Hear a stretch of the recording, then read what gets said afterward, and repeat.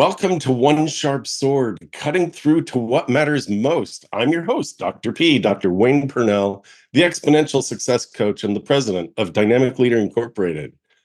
We have on this episode Dr. Kevin Gazzara. He has a long history of management, leadership, and executive coaching.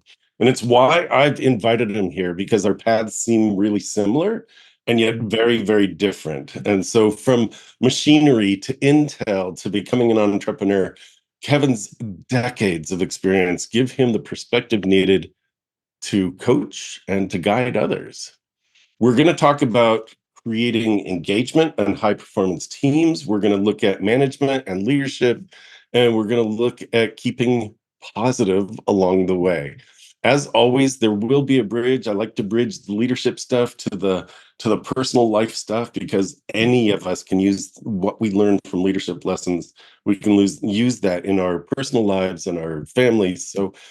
So think about that. We're going to look at leadership and task balancing lessons as we talk about all that. Think about how this relates. So listen closely and welcome Dr. Kevin Gazzara. Welcome. Thanks for being here. Thanks, Dr. P or Wayne or Dr. Pernell, whatever. We'll mix them all up and it'll be very informal. You can be very informal by calling me whatever you want. It's all good. Thanks for being here. So you do have a long history of working in a management position. You've spent a decade and a half with Intel, or was it longer than that? You've been an entrepreneur for 15 years and doing coaching for that long. So in terms of your management and leadership, you didn't wake up one day and go, I'm going to be an executive coach. Like, let's wind the clock back. I like to do that with my leaders, especially because it basically shows you start somewhere, right? You start somewhere, and then you go, wow, I have things that actually could help other people. So what was your path? What was your journey? Well, I mean, I think I had the normal, kind of Leave It to Beaver, the type of life. Anybody that knows that reference of, that wasn't so normal. They wanted us normal. So I spent, I was born and raised in Levittown, Pennsylvania. My dad worked for the government. My mom was a stay-at-home mom.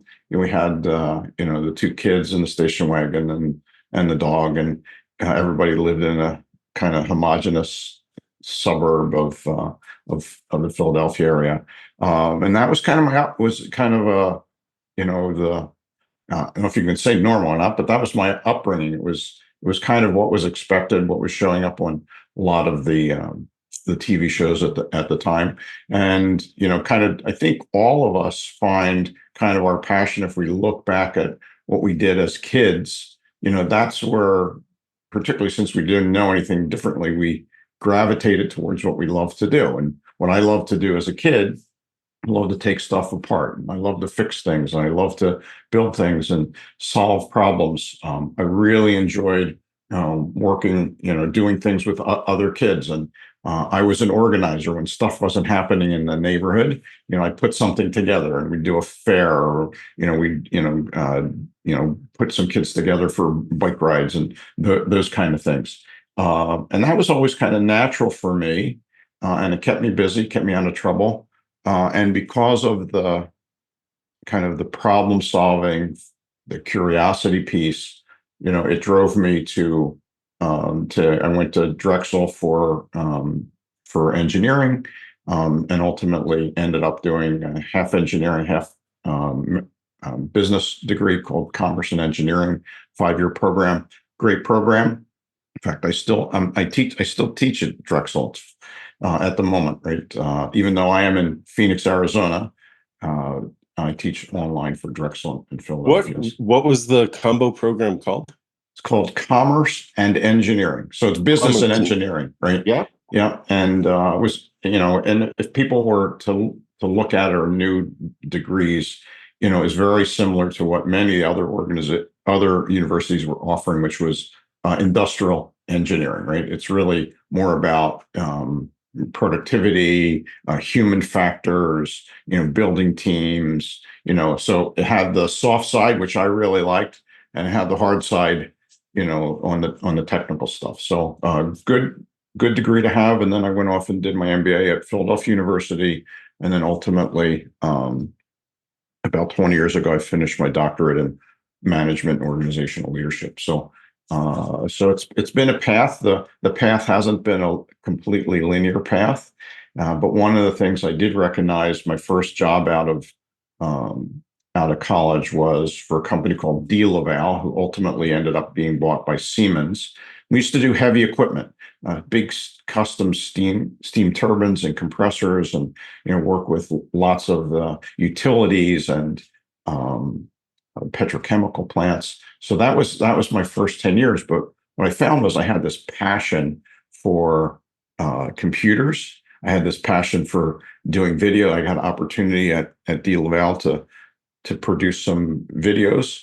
They built a studio, and I was intrigued by that. So I got to run the studio in addition to my regular job, which is as a product manager for them. And then when I found out that Intel had bought the digital video interactive technology, it was known as DVI, from RCA Labs in Princeton, New Jersey, which is 29 miles from my home. I said, man, I got to have that job. It has everything I want. It's got computers. It has video. It's local. I knew of Intel, and I knew, it was a rising star at the time. I think I was employee number 25,000 something, and I think right now it's 100,000 plus. So I got it. I got in early. I joined them in 1989. And it was a fantastic run. I came in as a customer marketing engineer, became a product manager, operations manager, and then I was a general manager, GM for them for a couple of years. But I think my claim to fame and what was best about Intel was Intel is filled with amazing managers and leaders, and it's truly a learning organization.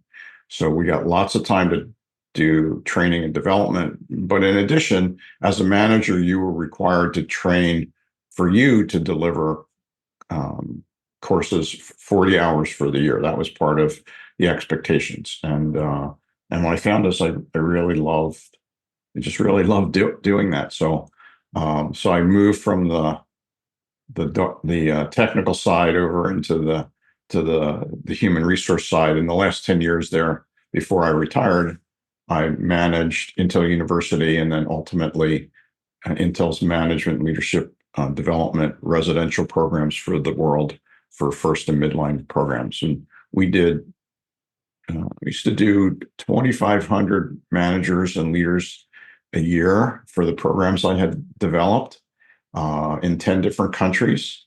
And when I retired from Intel in 2007 with two of my colleagues to start up our firm, Magna Leadership Solutions, we had just finished training our 40,000th manager. So I got pretty good at that. And my personal goal was retire at 50 and then go help smaller organizations and help other executives that didn't have $10 million budgets, to get better. That's great. And so how long ago you've been doing Magna Leadership Solutions for 15 years at this point? Yeah, 07. So this will be our 17th year in June, right? Amazing. Every year has been better than the last. No complaints. We have what we call our Leading Forward Academy, which is a 6-month leadership program, a transformational leadership program, completely turnkey that we get. Our sweet spot is probably organizations. We've done organizations as small as about 100, and we've done departments within larger organizations, typically in the 600 to 1,000 range, and we've been doing that for almost 17 years, and it's been great, getting to be able to see the change and be able to work with the executives at that level. That's great. That's great. When you roll it out, is it typically a class of 10 or is it the class of 600? No. Yeah. What we found is that, we've done classes as small as 6, Uh-huh. for very specialized companies. We've done classes as large as 36. But what we found is that's just particularly, when COVID hit, we had to move everything from in person to virtual. And we found that that's just a little bit too unwieldy to manage and give the people enough interactive time, because it's an action learning as opposed to us speaking. So we found that our sweet spot is at about 12 to 18, right? And if we can do, and that's what most of the programs do, and they're all that we don't do open enrollment. It's all done, where we focus on specific challenges of an organization, and we take our foundational design and tailor it for whatever the manager needs at the moment. That's great. That's great. Are there, so you said it's turnkey. Mhm. So there are very specific concepts that you bring pretty much to every organization, adapting it to that organization. Yeah. So the foundational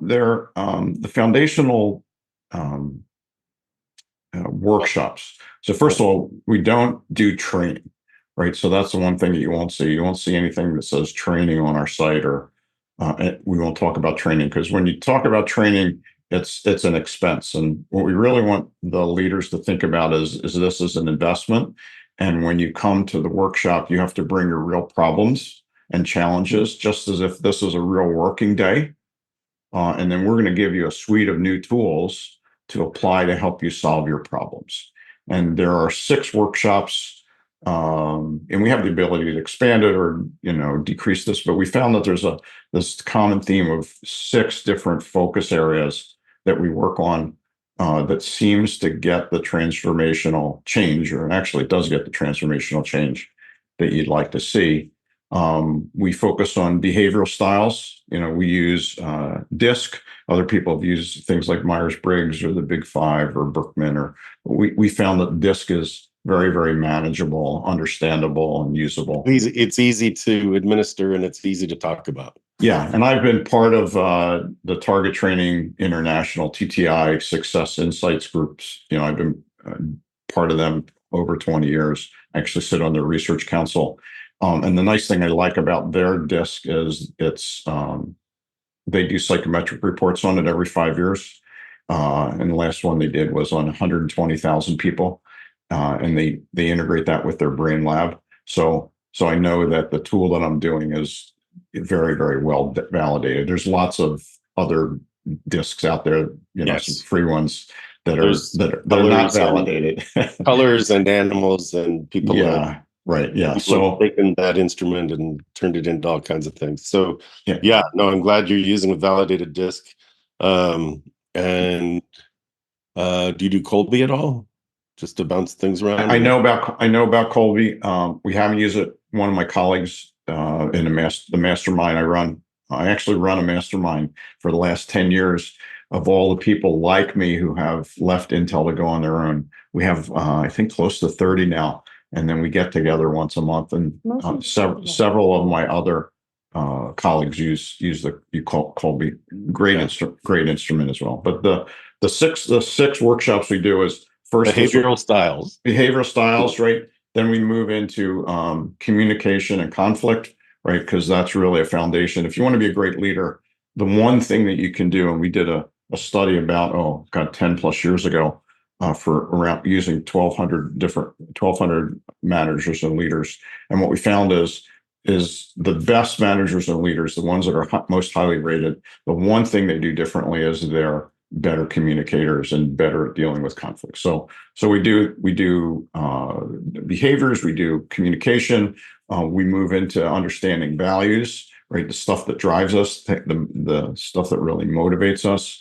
We use lots of concept like the concept of flow and some of the work that I've done for my doctoral research, and we move from there values into critical thinking and problem solving. So how do you do that? What tools can we give you for that? And then let's see, that's 4, and then we do workshop on leadership itself, right? And the last, let's see, I missed one. Behavior styles, communication, values, Right. critical thinking, leadership styles, And motivation and engagement. Duh. Right. So we have a session on motivating and engaging. Right. nice. Yeah. That's great. I'm Yeah. working on a massive project right now that I'm calling Culture of Caring. And Mm. it's always great to talk to other leadership development specialists, experts, Yeah. because we have similar concepts. We bring it in different ways, Mhm. and that's what's great is that there is absolute room to have multiple ways of saying similar ideas. Yeah. Uh, so it's again, that's one of the reasons you're here. Is I found what you're bringing very interesting. Um, so and the whole idea of um, behavior styles, communication, and conflict. We were talking a little bit before the recording, and Hmm. my history is clinical psych. What got me into leadership development 40 years ago was when I was doing couples therapy with a gentleman and his wife, and this guy calls me and he asked me to do that thing I did with him and his wife, and to do it with him and his vice president. And Uh, it started with communication. It started with working agreements, and working agreements was what I called it's how I imposed uh, the idea of conflict resolution. right. And then values, always values. We're going to start there. So Hmm. love that. Love what you're bringing. It's really interesting. And the Yeah. six areas. It's really interesting. So Yeah. Well, great. thanks. And one of the things I'll tell the audience is one of the things that we found. Give you my best, 1 minute of tips here. I had read a book called Brain Rules. I don't know if you've read that or not. If you haven't, I highly recommend it, by Dr. John Medina, who's a neuroscientist. And he basically said, hey, this is the way people learn. This is the way stuff is absorbed. You have to keep it interesting. You have to change things up on every 10 to 15 minutes or so. And so we went in and completely redesigned our academy 10 years ago when we did that. So that was the first thing and then you have to bring in real problems as opposed to, and solve it, right? So our goal is at the end of each workshop that we do, usually like once a month and so forth, that, we have a mastermind tied to it, and we have weekly reinforcement messages. We have a tool called the Easy 360 feedback tool that tracks all of the progress. So you have a quantitative method to know, hey, am I getting better or not? Nice. Most of the training stuff is all kind of subjective, and we like to keep things, particularly as an engineer, like to keep things, and a researcher, very, very objective. I want the numbers. I want you to be able to see that, you're going from a 2.5 to a 4 out of 5. Nice. Very good. Yeah.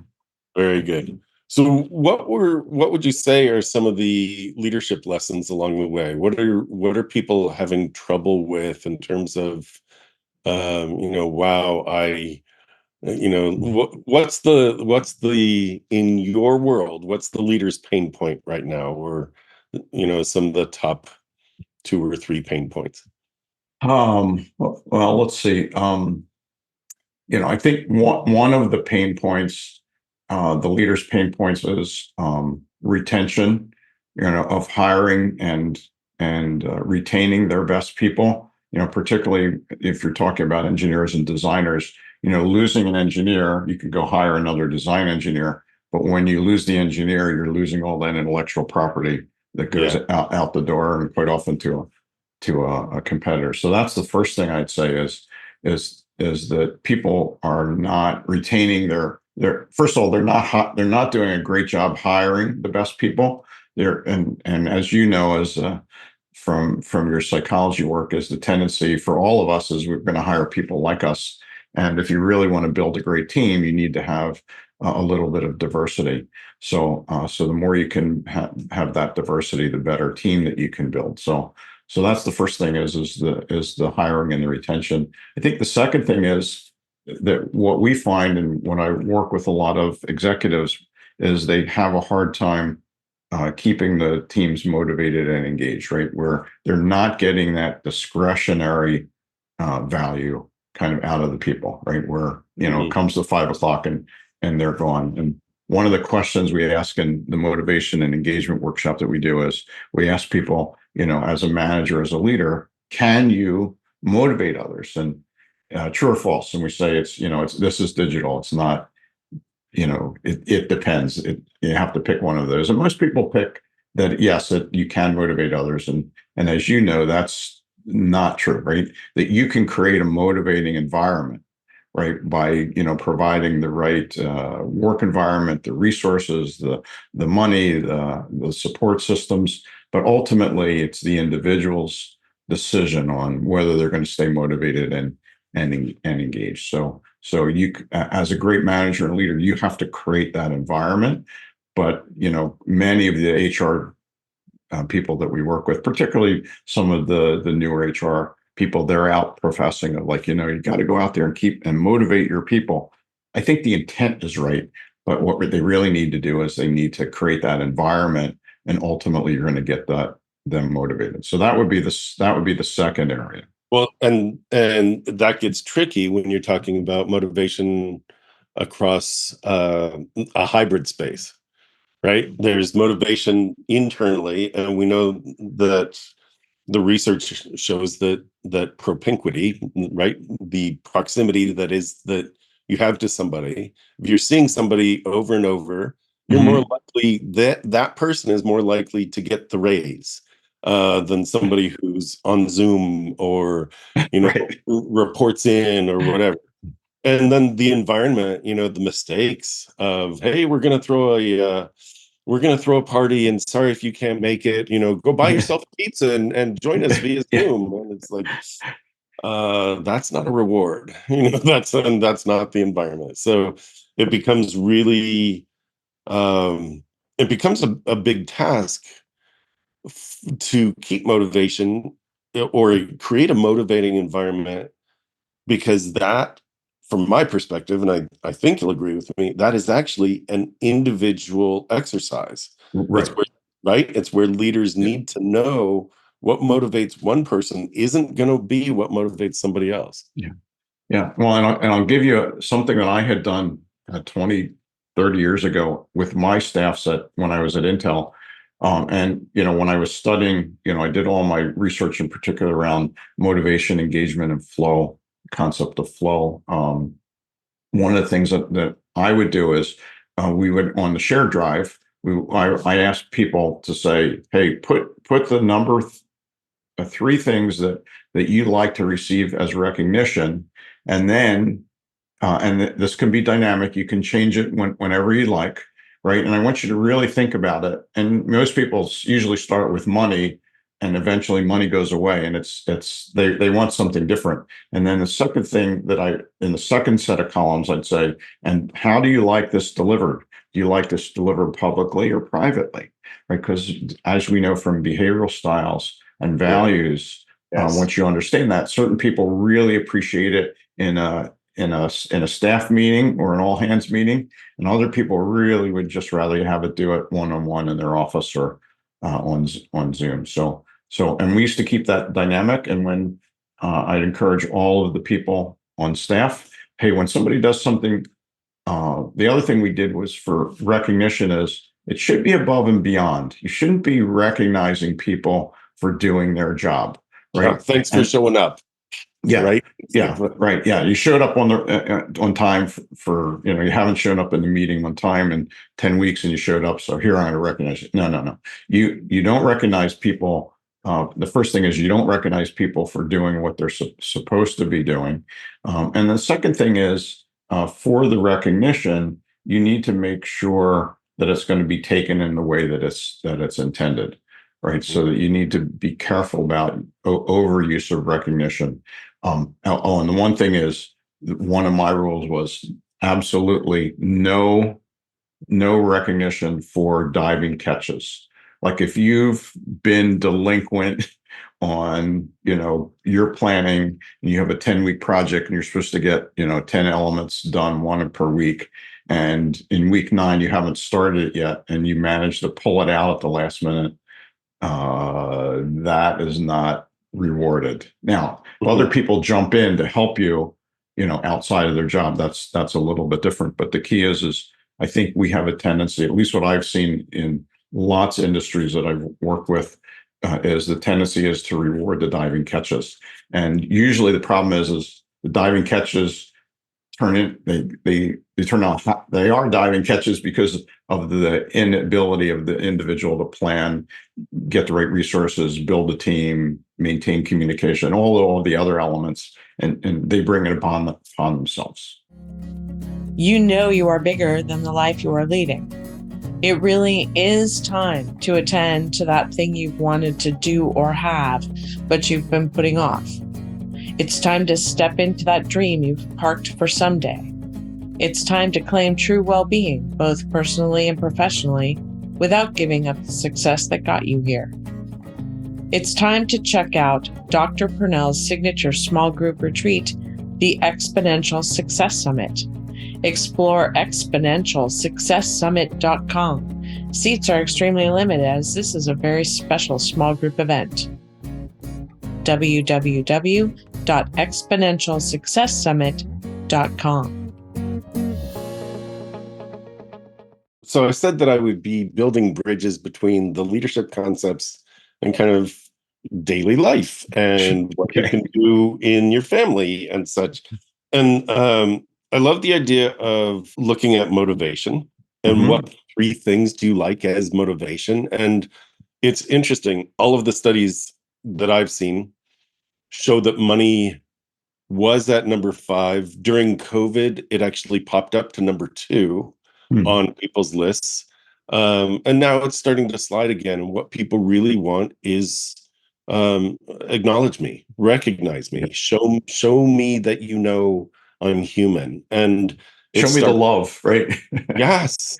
Yeah, we don't talk about love in an organization, and yet that's really like people aren't connected until they feel connected, and that starts with the manager or leader. And so it's like, do you know, like think of your team and think of the third person on your team and what's their eye color? Like, have you even bothered to recognize that? Like, do you know them that much that you can say, oh yeah, they're blue or brown or whatever? It's like, do you know?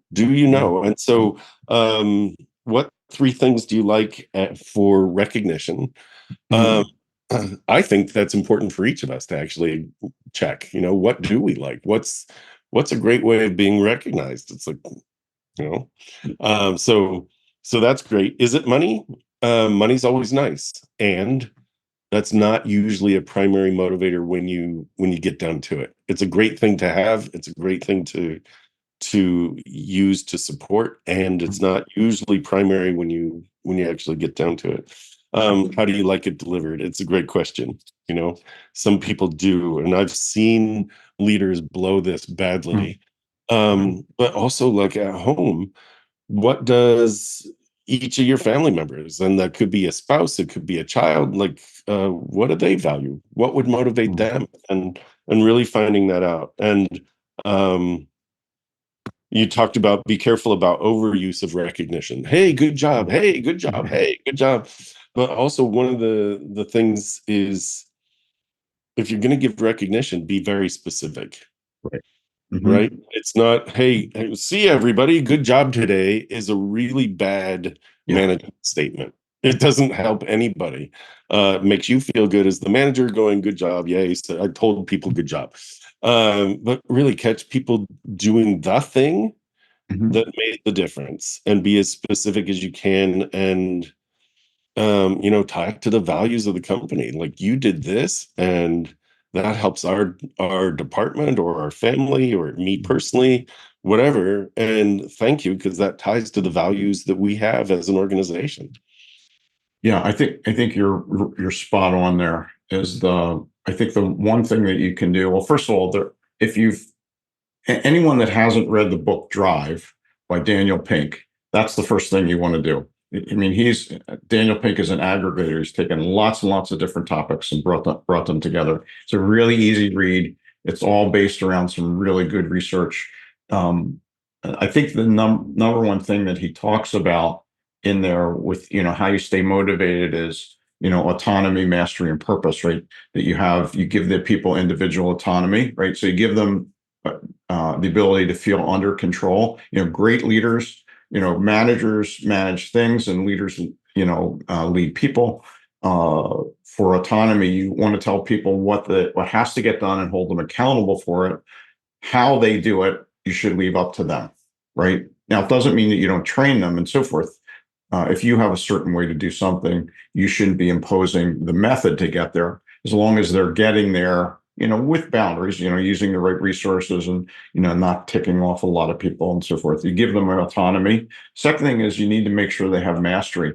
And mastery is that they're continually learning and developing and just getting better at not only at the stuff that you need for the workplace. You want to do that check-in with them to make sure they're getting better at things that they want to get better at. And the last thing is the purpose, as you had mentioned. It's making that tie to, hey, because you stayed over the weekend and you finished this project, the one thing that leaders have a tendency to say is, hey, we're going to make our bonuses, or we're going to get, we're going to get raises. And that's absolutely the wrong thing to do. Is you want to tie to the purpose of, my son-in-law works for a big, he's a QC manager for heart valves, right? So, so when his team performs, rather than saying, hey, we met all the schedules and this is we didn't kill anybody. We didn't kill anybody, and this is right. But what he said is, what you realize is we were able to get 400 additional valves out to people, and that's another 10 years of life that they're going to have with their grandchildren, right? That's amazing. That's completely different than 400 valves at 10,000, right? So you have to make sure that you made our quota. Yeah, right. You tie it to the purpose, and if you can do that, generally things are pretty good. I mean, it's not rocket science here. And then I think the other thing that Pink talks about in his book, which I like, which goes back to your point about money, is what he says is you have to make sure you can take money off the table, right? So that if at the point where you're not making your mortgage and you're ending up in deficit at the end of each month, or you really, really need to get this next lump of money so that you can move out of a housing environment that's not conducive to you.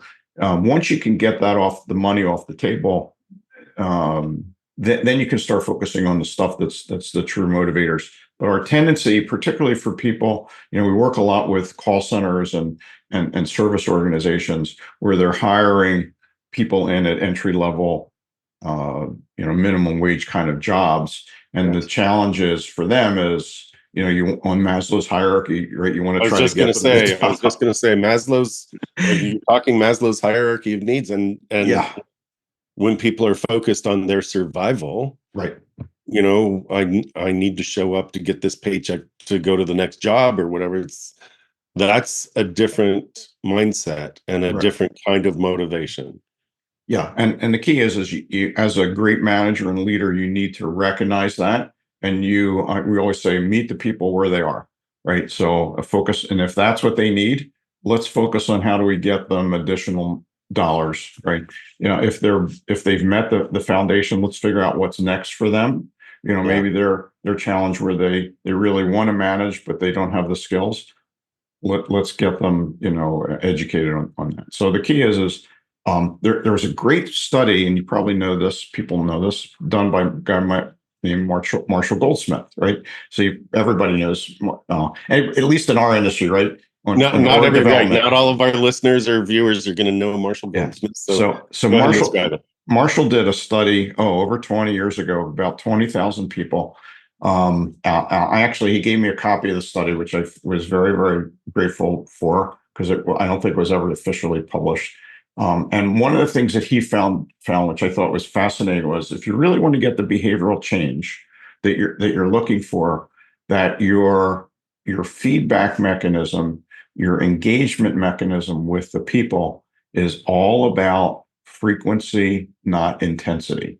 So if you as a leader, right, for people listening today, how can I get my leadership better? First thing is figure out ways to be a better communicator. That's the first thing. And then the second thing is as you become a better communicator, rather than having that meeting once a month for an hour to give feedback to your people, is meet with them 15 minutes a week, right? It's having that continual being able to adjust things or change things in an iterative way that gives you the ability, one, to make a deeper connection, and two, to make sure that if things go wrong on day one, on day 30 when you meet with them, that's the bad time to figure out, oh, this is a problem, you should be doing something different. But if you're meeting with them on Friday of that week, 7 days is a whole lot better than 30 days.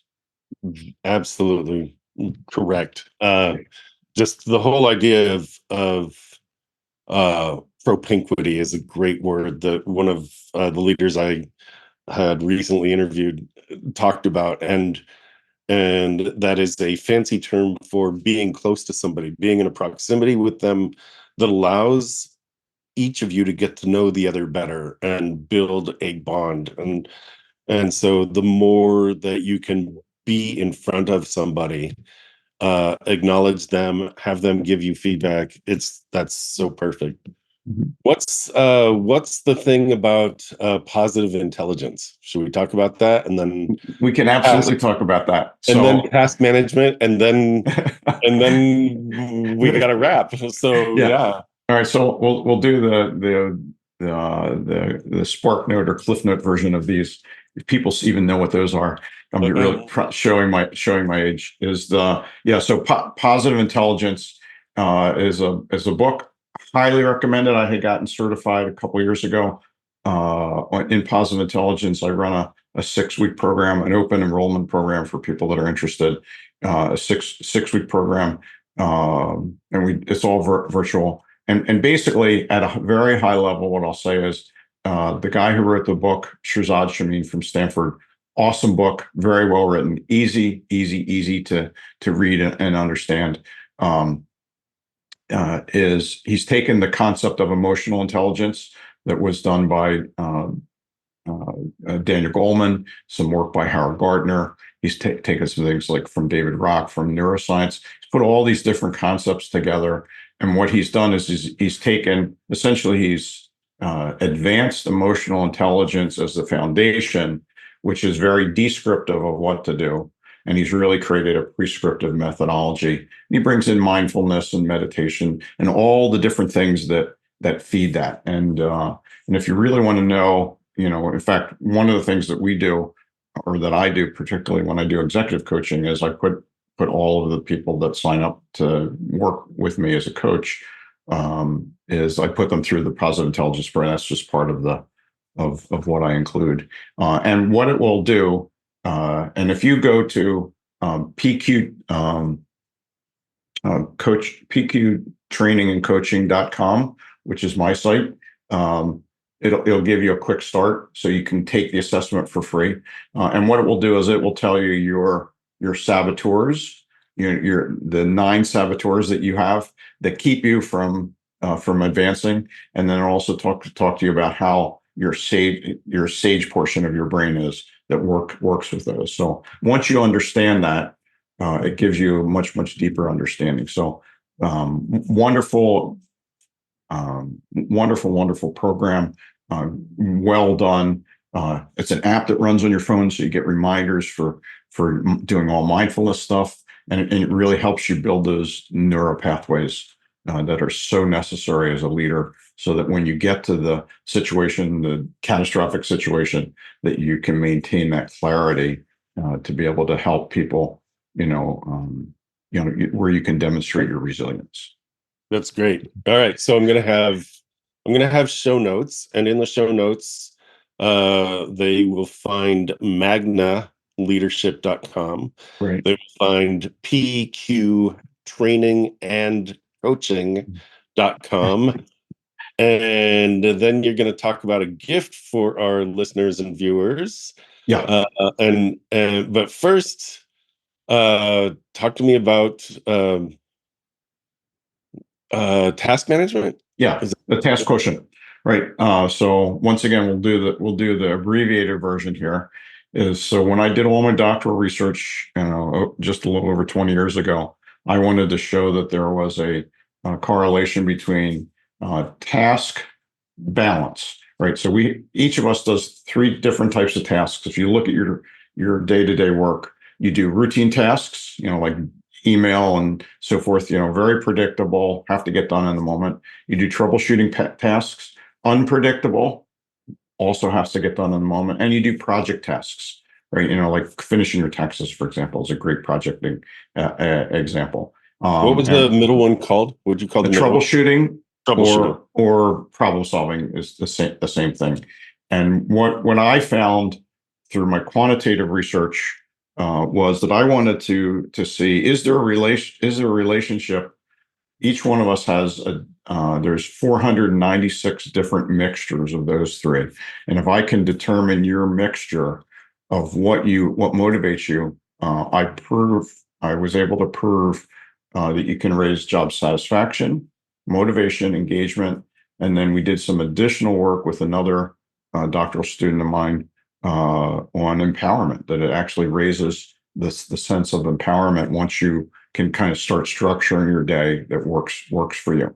And it'll give you a split. So for me, my ideal day or week or month or year, whatever you want to look at it, I like about 50% project work. I like about 30% troubleshooting work, and I like about 20% routine work. And what I do is each day I structure my days because I have a different cadence. Project work I can do for about 2 hours, troubleshooting about 90 minutes, routine work 30 to 45 minutes. What I do is, like, rather than doing like Tuesday's the project day to write the new course or do the outline of the book or whatever, what I do is I break them into two-hour segments and I split them up. So I go from project to routine to troubleshooting problems I need to do. And then I repeat it. And then at the end of the day, I've gotten the stuff done, but I don't feel drained. I feel energized, and I want to come back and do it again. And if you have the ability in your job to do some restructuring rather than redesigning, or do some redesign of your task splits, you can create a motivating environment every single day. Amazing. I'm smiling so big as you were talking about that. When I write my books, typically I've done it in 2-hour blocks Mm-hmm. and 20-minute segments in those 2-hour blocks. So that I'll work for 20 minutes, I'll get up, I'll, get more water, hit the bathroom, whatever, stretch. And then because it's 20 minutes, it's like there's something that compels me to get back into it. And knowing that it's only 2 hours doesn't feel like I'm spending all day writing this thing, right? So so as you're talking, it's an interesting thing to think about. We all have a rhythm, we have a time of day that we prefer for Yeah. certain tasks. What would you call the distracting tasks? Things like, well, I've not only checked email, but I got a Facebook notification, and oh, that Facebook notification led me to watch 17 videos.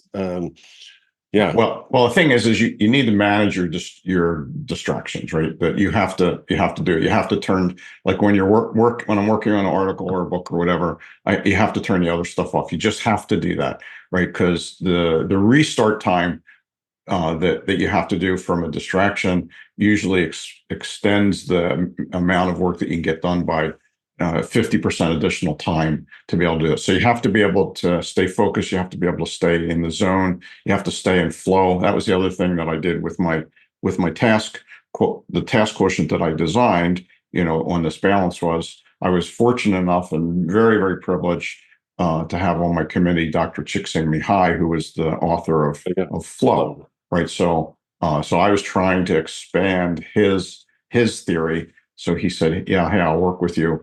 And the assessment we're going to give away is the one that I developed with him that's so together. great. Yeah. I think it's worth underscoring that people think about being great multitaskers, and the truth is there's no such thing as multitasking. It's about toggle tasking, and you shift from one to the next and to shift back. And what you just said, there's been great research that actually validates Right. it extends the time of the task by 50%. When you're, oh, I can do it Yeah. all. No, don't do it all. Get really focused. That's where flow comes in. Great. You've hung with some amazing people, and your contributions are going to be it already are and will continue to be amazing. So I'm so glad you're here. You've got I'm gonna say the link, and then you're gonna tell me what it is, and then we'll say the link again. Ready? Sure. Magna, it's Magna, magnaleader.co/gift, all capitalized letter for gift. Right, that's correct. Right, and what Okay. that is if it's a 5-minute assessment. This is the one that I developed with Dr. Chiksing Mihai on flow. The author of Flow, or people that aren't familiar with flow. It's how do you get in the zone? That was returned back in the 90s, and what that'll do is that you will take that, you answer those 15 questions, and you will instantly get your report that will identify your ideal task balance of how you can stay most motivated and engaged. And like I said, if you have the ability in your job to be able to structure that, it can make a big difference. Now, if you're a line worker where you're feeding plastic into a machine and that's what you have to do for 8 hours, having that ability to work between project and routine and troubleshooting is going to be a little bit more challenging, not impossible, just a little bit more challenging. But if you're an executive, if you're a project manager, if you're a manager or a leader, I say 95% of the people we work with have the ability to manage the balance. Also, I'm going to say, think about, even if you've got a job where you're working in a warehouse, or you're fixing machinery, and our audience does range from bank presidents to machine operators. So Mhm. it's great, and all are welcome here. And here's the thing: on weekends, you could still look at how do you balance your tasks, Of right? course, yes, absolutely. And even if you're like working in a warehouse where where things go wrong and you have to do some troubleshooting, or there's a big project that they're doing an expansion, or there's regular routine work for you have to do every day just to keep things running, and you have the ability to structure that in the blocks and in the frequency, then you can make a difference. The only time we found where it's really, really difficult is where you're locked into a single position and you're essentially doing what automation can do, right? Right. So Right. All right, I'm going to give the link one more time: Magna Leader, Magna Leader, LEADER.co/ all capitals gift, GIFT. And that's the only part that's all capitals. That's awesome. Anything that we left out? Anything you want to add? Last amazing insights? Anything you can throw in here? two things. I think the first thing is if you really want my leadership model and what that looks like of how to build the team, I encourage people to get our book. It's called The Leader of Oz, right? And essentially, it's the methodology. We took the story of the Wizard of Oz and we created a business parable about this company in Kansas that gets whisked away and dropped in the Silicon Valley, and you got the wicked VP from the east and the wicked VP from the west. So it's fun. It's fun, but really it's heavily academically grounded, and it really tells you and it shows you through a story of how do you build a great team, the things you have to do. That's the first thing. And then second thing I would say is that we just launched this yesterday. We launched our site called, which is coachsultants.com. Coach Sultants, which is coaching and consulting.com. So one of the things we do is we offer executive leadership. And one of the things we found, Dr. P, is that most people don't know if they really understand if they could benefit more from a coach or a consultant. And what we've done is So we do what we call coach salting, where we do heavy coaching, which is all the reflective pieces, and we also provide the leadership elements necessary to come out of the coaching. And I will say, if you want to get your CQ, your coach quotient, you can go to the site. There's a quick assessment on there as well, and you can find out, what's your degree of strength, and which should you benefit more from. So good. Yeah, it's interesting when you go into an organization, when you do, it naturally is a little bit of coaching, a little bit of consulting, coachsultants.com. Very good. All of those links will be in the show notes. I am so appreciative of you being here, Dr. Kevin Gazzara. And I assume we can find you on LinkedIn as well. Yeah, please connect with me on LinkedIn. You can send me an email, kevin@magnaleadership.com. One of the things, if you want to talk about any of these topics, I will promise you, I will respond within 24 hours, and you will get absolutely no sales pitch from me. I really want to just help you. And if I can help you, great. If not, I'll point you in a direction where you can get help. That's awesome. All right, look for Kevin Gazzara. I'm going to spell Kevin's last name because he hides an extra Z in the middle. Yeah. Gazzara, Kevin Gazzara. And I just thank you so much. It's been a fast kind of time together, fast session. So I appreciate you being here. And yeah, with that, we'll give it a wrap. It's been a pleasure, and thanks for what you do to help others get better. Awesome. Very good. Very good. It is a pleasure. It truly is. This is One Sharp Sword, cutting through to what matters most. My guest today is Dr. Kevin Gazzara. And please like and share this episode. Please comment on it. We love to have the word spread. There's so much information in this. Please also go look at what Kevin's got and what he's offering to you. So check the show notes for sure. Again, this is One Sharp Sword, cutting through to what matters most. I am your host, Dr. P, Dr. Wayne Pernell, the exponential success coach and the president of Dynamic Leader. We will see you here next week. Thanks for tuning in.